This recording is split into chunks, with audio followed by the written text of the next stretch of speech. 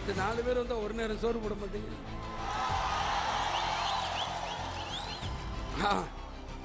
அதுலயே நம்மளுக்கு போதும், முடிஞ்சிடும்.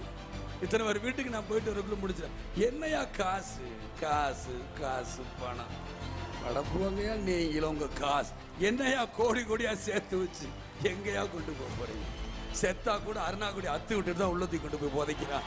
காசு கிடையாது, ஒண்ணும் கிடையாது. விஜயகாந்த் இப்படிலாம் மிரட்டுன்னு நினைச்சா தோல்வி அவங்களுக்கு தான் தவிர எனக்கு கிடையாது. உங்களை மாதிரி நான் காசுக்கு ஆசைப்பட்டு லஞ்சம் வாங்கணும், பெரிய ஓனர்களை பார்க்கணும், பெரிய அதிபர்களை இப்பயே பார்க்கணும் பயம். எனக்கு அந்த பயம் இல்லை. மக்கள்கிட்ட நேரடியாக சொல்லுங்க, என்கிட்ட காசு இல்லை. அவன் கோடி கோடியாக செலவு பண்ணுவான். நீங்கள் ஓட்டு போடுறீங்கன்னா ஓட்டு போடலையா சொல்லுங்க. என்கிட்ட காசு கிடையாது. இப்படிதான் வரப்போறேன். பாராளுமன்றத்துக்கு பத்திரிகையாளர் நண்பர்களாம் கேட்குறாங்க, ஏன் சார் உங்களுக்கு காசு வேணுமே?